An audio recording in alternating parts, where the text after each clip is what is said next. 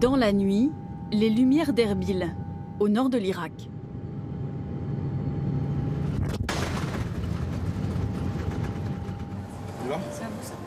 Le passager François Hollande a souvent fait ce voyage en avion présidentiel.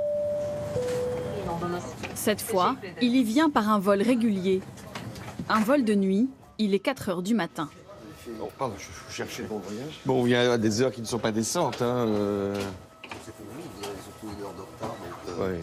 Un voyageur presque ordinaire. Pourtant, il y a encore 2 ans, il foulait cette terre en chef de guerre. C'était en janvier 2017, en pleine bataille pour reprendre Mossoul, alors capitale de l'État islamique en Irak. Pour moi qui ai, si je puis dire, accompagné la guerre, pour que Daesh soit écarté, que Mossoul soit libéré, ça sera un moment sûrement d'émotion de revoir cette ville différemment. Je l'avais vue de loin, en guerre, je vais la voir de près, en paix, mais dans quel état? L'ancien président de la République est invité par le gouvernement du Kurdistan irakien pour remettre un prix de journalisme. À peine débarqué, il prend des nouvelles de l'homme qu'il a pourchassé pendant son mandat, l'ennemi numéro 1. Baghdadi, we know where is he? Baghdad, there is rumors and information that now they say that he crossed the border. You think he's alive, he's not dead? Depuis Erbil, il faut rouler 1 h 30 pour rejoindre Mossoul. Avec Raqqa, c'était l'autre fief de l'État islamique à son apogée.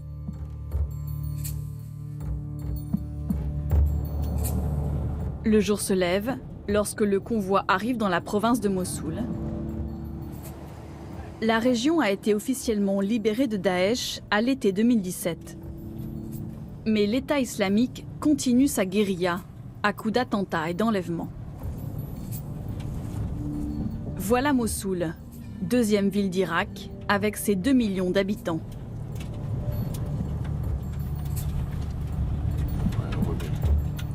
Et la mosquée était où, celle qui... On va la voir, on va s'approcher. Ouais, c'est toute la vieille ville. Il faut passer le Tigre pour comprendre l'horreur qui s'est jouée ici. La vieille ville est presque rasée. C'est dans ces maisons que s'étaient retranchés les derniers combattants de Daesh autour de la fameuse mosquée Al-Nouri, là où tout a commencé. En juillet 2014, dans cette mosquée, Abou Bakr al-Baghdadi proclame son califat. Dès le mois suivant, une coalition menée par les États-Unis déclenche ses premières frappes en Irak. Et la France s'engage dans la guerre. Ce matin, à 9 h 40, conformément aux ordres que j'avais donnés, des avions Rafale ont pilonné un objectif et l'ont entièrement détruit.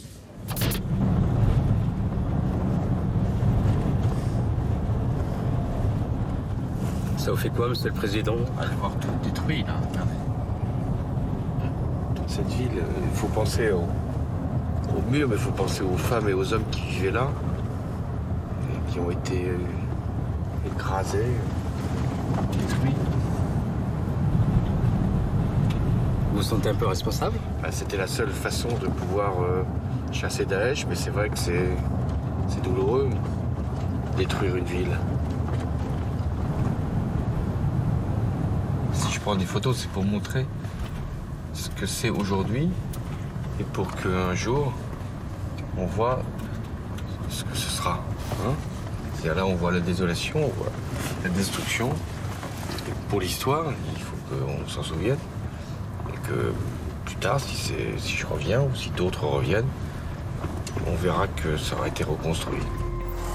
Reconstruire. Pour l'instant, un doux rêve dans ce cauchemar de débris. Près de la moitié de la population de la ville a perdu son logement. La plupart s'entassent encore dans des camps de réfugiés, en lisière de Mossoul. La coalition internationale aurait-elle eu la main trop lourde pour écraser l'ennemi? Les frappes ont eu lieu sur demande de l'armée irakienne. Au sol, c'est le général Najib al-Jabouri qui a mené l'offensive. Cet ancien officier de Saddam Hussein est aujourd'hui adulé comme un héros. Mais le vainqueur de Daesh est désarmé face aux innombrables problèmes que pose la fin de la guerre.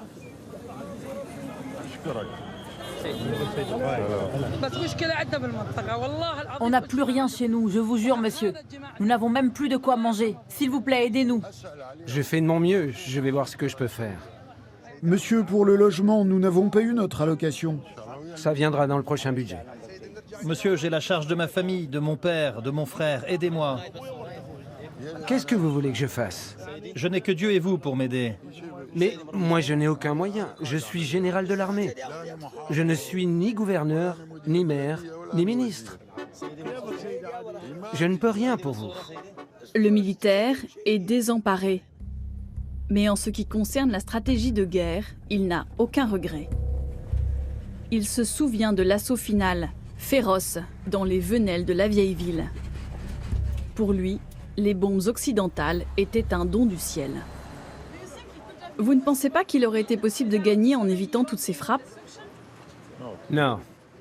C'était trop difficile ici. À la fin, dans ces quelques rues, nous avions plus de 3000 combattants face à nous. Daesh avait fait de ce quartier son dernier bastion, sa dernière bataille. Et comme cette zone était très difficile d'accès, les terroristes pensaient pouvoir s'abriter et résister encore longtemps ici. Ils pensaient tenir ainsi des années. Un ennemi déterminé et particulièrement retors. Pendant la bataille de Mossoul, l'État islamique a usé de toutes les ruses pour entraver l'offensive internationale, quitte à faire tuer des innocents. Là, c'était une maison occupée par l'État islamique. Et voici ma maison. La maison de mes voisins, bombardée, est tombée sur la mienne. Cet homme habite dans un quartier frappé en mars 2017. Il dit que sa famille a survécu seulement grâce à Dieu. Vous voyez, là, j'ai dû reconstruire tout ça. J'ai pratiquement tout refait. On a tout eu, des explosifs, des bombes. Et regarde ce trou-là. Ça, c'est les hommes de Daesh qui l'ont creusé pour faire un tunnel. C'est par ici qu'ils entraient et ils sortaient par là-bas. Ils vous utilisaient comme bouclier humain? Ouais, exactement. Tu sors, tu te fais descendre. Tu passes juste la tête, tu te fais tuer. C'est sûr, parce qu'ils te soupçonnent d'aller voir les autorités. Tout de suite, ils te tuent et c'était comme ça dans tous les quartiers qu'ils occupaient. Dans ces conditions, comment cibler précisément l'ennemi sans toucher la population? Ici, tout le monde connaît l'histoire de M. Zahanoun, 51 ans. Il dit que la vie lui est désormais difficile à supporter. Il avait 2 femmes et 9 enfants jusqu'à ce 17 mars 2017 où une bombe de la coalition est tombée sur sa maison vers 8 h du matin. Ça, ce sont les certificats de décès. Ma fille, une autre de mes filles, encore une de mes filles, mon fils, mon neveu et encore un de mes fils. Sur les 156 personnes qui étaient dans l'immeuble, tous sont morts dans le bombardement. Et ce fut tellement violent qu'il ne restait rien à enterrer. Je n'ai pas une seule tombe pour me recueillir. Moi seul, j'ai survécu. Les secours ont mis 5 jours à me retrouver. Ali Zahanoun ne comprend pas pourquoi son immeuble a été visé. Peut-être un sniper de Daesh sur le toit. Alors que Mossoul savoure la fin de la guerre, lui ressent de la haine contre les libérateurs. Qu'est-ce que j'ai fait, moi, pour perdre tous mes enfants? Daesh, ce sont des criminels. Nous sommes bien d'accord là-dessus. Mais pourquoi le gouvernement commet-il lui aussi des crimes contre les citoyens? Pourquoi la coalition s'en prend-elle à nous? Et vous savez, il y a des centaines de personnes comme moi ici. Si le gouvernement ne rend pas justice à ceux qui ont été meurtris, Que se produira-t-il? Vous allez trouver pire que Daesh. Et j'en ferai partie.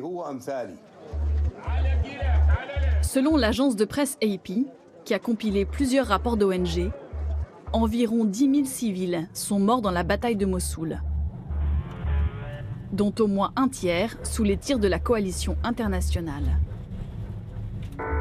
Un bilan qui aurait pu être évité, selon certains officiers français. Le mois dernier, le colonel Légrillé, de retour de mission en Irak, critique dans une revue militaire la stratégie de guerre choisie par les airs. Nous avons détruit massivement les infrastructures et donné à la population une détestable image de ce que peut être une libération à l'occidentale, laissant derrière nous les germes d'une résurgence prochaine d'un nouvel adversaire. Cet article a été retiré depuis du site de la revue.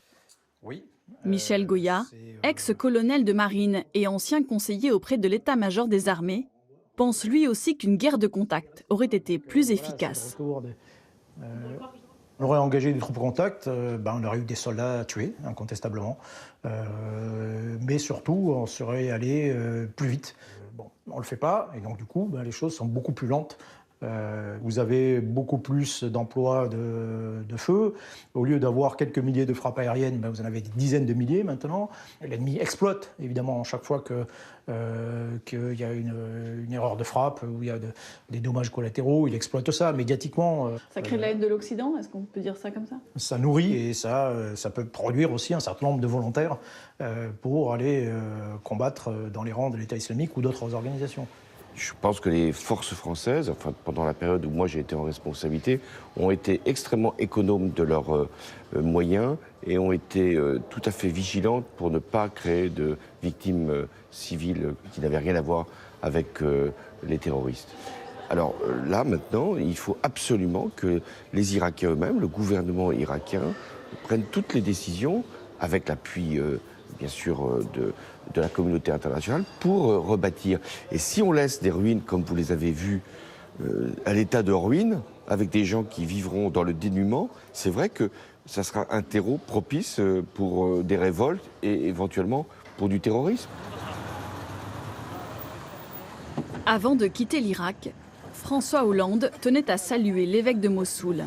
Le bienvenu, Monsieur le Président. Quel plaisir de vous voir. Vraiment, de vous revoir ici. Vous êtes d'abord courageux et vous avez un cœur d'amitié. Ce n'est pas la première fois que vous venez ici, donc vous êtes le bienvenu. Son église avait été vandalisée par l'État islamique et transformée en lieu de pendaison. Aujourd'hui, elle est restaurée, mais reste désespérément vide. 1 an et demi après la fin des combats, aucun des chrétiens du quartier n'est revenu. En 2014, l'État islamique a conquis Mossoul en seulement 4 jours, profitant du chaos laissé par le précédent conflit. Cette fois, combien de temps tiendra la paix? L'État irakien dit avoir besoin de 100 milliards de dollars pour reconstruire le pays.